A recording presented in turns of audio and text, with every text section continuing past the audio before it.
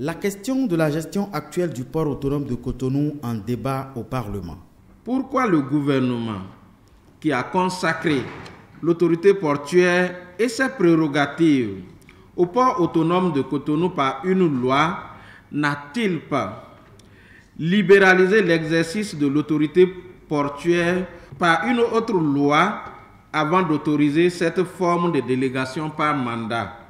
Que peut-on attendre de cette gestion par mandat du port de Cotonou? Qu'en serait-il des emplois des travailleurs du port autonome de Cotonou? Pour le gouvernement, la gestion du port de Cotonou confiée à une société internationalement reconnue ne saurait être assimilée à une privatisation et ne violerait aucune législation nationale ou internationale en vigueur. Le contrat qui lie l'État béninois à la société PAI est un contrat de mandat de gestion du port autonome de Cotonou. À travers ce contrat, le prestataire, la société PAI, apporte son expertise pour la gestion du port autonome de Cotonou conformément à son objet social. En conséquence, ce mandat n'entraîne pas de changement de statut du port autonome de Cotonou. L'ensemble des rôles, fonctions et tâches nécessaires à la bonne exécution par le port autonome de Cotonou de sa mission et de son objet social demeurent internes à la société port autonome de Cotonou.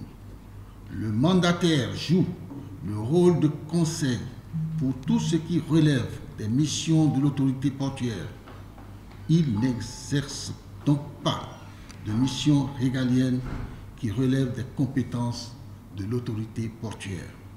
Quelle est alors la fonction du mandataire aux côtés de l'autorité portuaire?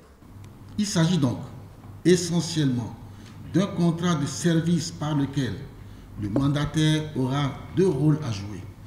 Premièrement, gérer la société au regard de ses expériences et de son expertise pour en accroître les performances. Le mandataire assure exclusivement les fonctions relevant de direction générale d'une société. 2. Jouer le rôle d'assistance conseil à l'autorité portuaire pour ce qui concerne les activités régaliennes. À quelle sauce est mangé les travailleurs de la structure et quels sont les avantages que le Bénin en tirerait, interroge le député. La réponse de l'exécutif. Au regard des objectifs du contrat, il est attendu un accroissement des performances portuaires.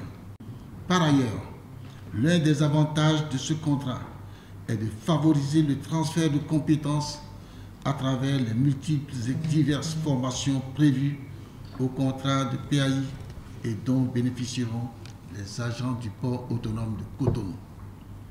En ce qui concerne les aspects sociaux liés à l'exécution du contrat avec PAI, il convient d'indiquer qu'il n'y aura pas d'incidence sur la convention collective de travail portant règlement général et statut du personnel du port autonome de Cotonou de mars 2016.